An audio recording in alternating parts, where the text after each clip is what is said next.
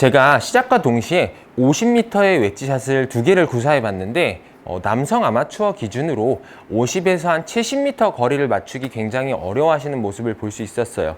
여성분들 같은 경우에 한 40에서 60m 정도를 잘 못 맞추시는데, 이 거리가 어떤 특징이 있냐면 우리가 풀스윙을 하지 못한다라는 특징이 있습니다.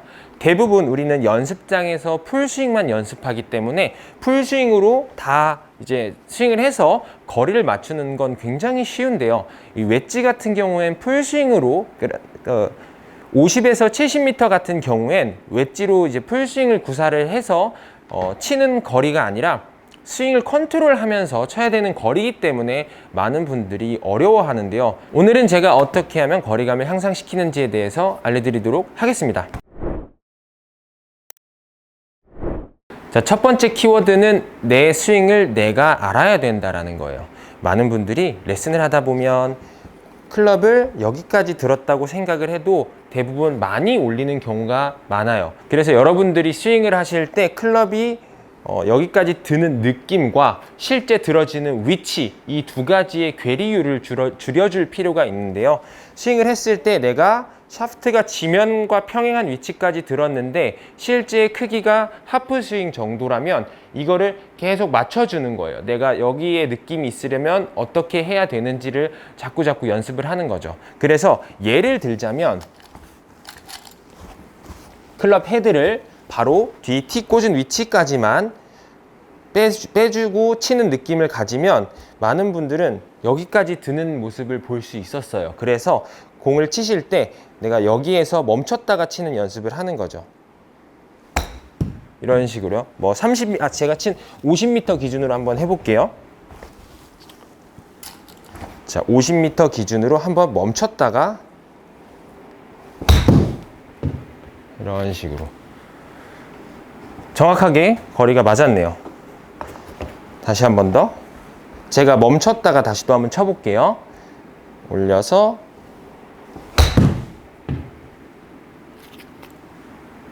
그래서 이 멈추는 시간이 어떻게 보면 여러분들한테는 굉장히 고통스럽고 불편하게 느껴질 수 있어요. 하지만 이렇게 멈춰놓고 해준다라는 것은 내가 여기에서 공을 쳐주겠다라는 그 의도를 갖고 있기 때문에 스윙 크기를 컨트롤할 때 연습하기 굉장히 좋은 방법이에요. 하지만 이 연습을 하실 때 주의해야 되는 건 반동을 쓰지 않아야 된다라는 거예요. 스윙을 들어서 멈췄더라도 다운스윙 시작과 동시에 이렇게 반동을 한다면 내가 컨트롤하고자 하는 위치의 스윙보다 사실은 더 가거나 아니면 몸이 축이 흔들리는 동작이 나오기 때문에 여기에서 반동 없이 그대로 치는 연습을 하는 거예요.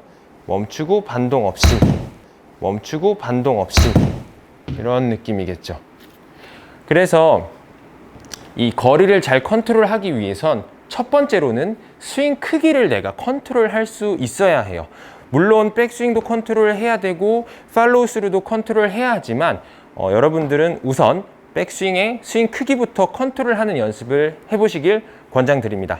자, 두 번째로는 웨지샷을 할 땐 스윙 스피드를 컨트롤하려고 하시면 안 돼요. 많은 분들이 웨지샷을 할 때 스윙 스피드를 컨트롤하려고 하거든요.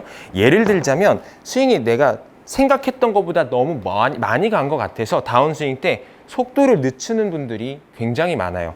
여기서 많이 갔다 싶으면 순간적으로 속도를 늦추면서 이렇게 생크성 구질이 굉장히 많이 나오거든요. 그래서 여러분들이 기억해야 되는 건 심플하게 최대 가속을 내주면서 컨택을 한다라는 거예요. 공을 칠 때는 항상 올려서 최대 가속으로 빵, 최대 가속으로 빵 이렇게 쳐주는 거예요.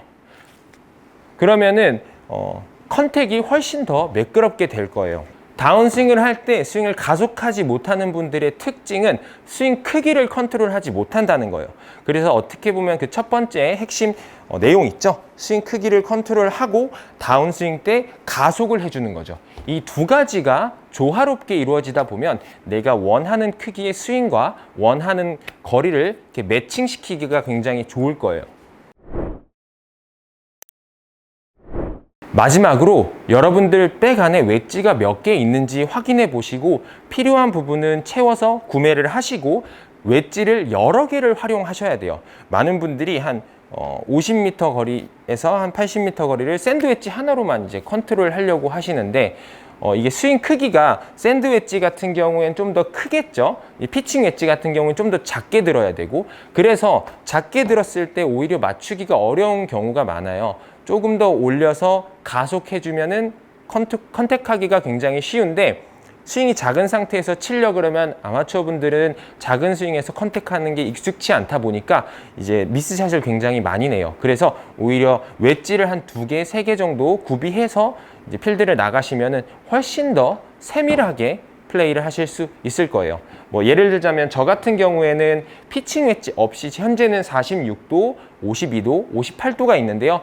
물론 48도, 50도, 56도, 54도, 58도 다 있어요. 60도까지 다 있는데, 그거는 이제 클럽을 내가 아이언과 우드, 유틸리티를 어떻게 구성하냐에 따라서 웨지의 구성도 조금 변하게 되고요. 그리고 코스나 날씨 환경 이런 거에 따라서 웨지의 바운스라든지 로프트를 정해서 나가는 경우가 많습니다. 추가적으로 웨지의 구성도 중요하고요. 스윙 크기도 중요하고 가속하는 것도 중요하지만 내가 스윙 크기별로 거리가 얼만큼 나가는지 알고 있는 게 가장 중요하다고 생각합니다. 왜냐하면 내가 여기까지 들었는데 몇 미터가 나가는지 모르면 어떤 웨지를 어떤 스윙을 구사를 해야 되는지 모르는 경우가 많아요. 그래서 웨지별로 클럽을 내가 자신 있는 스윙 크기를 한 2개에서 3개 정도 정하는 거죠. 예를 들자면 샤프트가 지면과 평행한 위치에서 1대1 스윙으로 몇 미터가 나가는지 체크해두고, 하프 스윙에서 팔로우 스루 끝까지 했을 때 몇 미터인지 체크해두고, 쿼터, 3쿼터에서 치고 나서 몇 미터인지 체크해두는 거예요. 그러면은 이제 웨지별로 거리가 얼만큼 나가는지를 알고 있으면은 내가 뭐 60m에선 어떤 클럽으로 어떤 스윙을 해야 된다라는 거를 이제 상황에 맞게 적용할 수 있으니까요. 여러분들이 우선 내 스윙 크기가 어떻고 거리가 얼만큼 나가는지를 체크해 두시면 좋을 것 같아요. 영상을 마무리하려고 그랬는데 마지막으로 생각난 게 있어요. 테크니컬한 부분에 대해서 한 번만 더 설명드리고 영상 마무리하도록 할게요. 웨지샷 같은 경우에 로프트가 굉장히 높기 때문에 저기서 설명드릴게요. 로프트가 굉장히 높은 클럽이기 때문에 클럽이 임팩트 이후에 페이스가 닫히게 되면 왼쪽으로 굉장히 많이 가게 돼요. 하지만 페이스를 열면은 오른쪽으로 많이 가는 것이 아니라 위로만 좀 뜨게 되거든요. 왼쪽으로 닫히면 굉장히 많이 돌아가게 되죠. 그래서 우리가 샷을 할 때 볼 수 있는 모습이, 선수들은 치고 나서 거의 릴리즈를 이렇게 안 하고 갑니다. 거의 그냥 그대로 가는 느낌을 많이 가지거든요. 그래야지 방향성이 굉장히 좋고요. 여기서 릴리즈를 예를 들어서 한번 해볼게요. 어떻게 공이 가게 되냐면 돌리면은 왼쪽으로 굉장히 많이 가게 됩니다.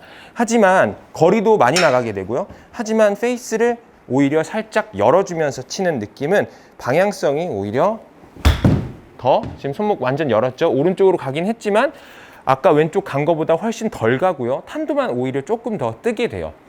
그래서 웨지는 거리를 멀리 보내는 클럽이 아니니까 치고 나서 페이스를 확 돌리려고 그러지 마시고 그냥 쭉 그대로 타겟을 향해 준다라는 느낌 가지시면서 연습하시고 실전에서 사용 한번 해보시면 스코어가 정말 많이 줄어들 거예요. 자, 오늘은 이렇게 여러분들이 어려워하는 거리에서의 웨지샷을 조금 알려드렸는데요. 연습이 굉장히 많이 필요한 클럽이기도 하지만 많은 분들이 연습을 안 하는 클럽이기도 해요. 그래서 1시간 연습 중에 한 15분에서 20분 정도는 웨지샷 연습을 하시는 걸 추천드립니다. 오늘 레슨 영상이 도움이 되셨으면 구독과 좋아요 부탁드리고, 지금까지 정클의 정우재 프로였습니다. 감사합니다.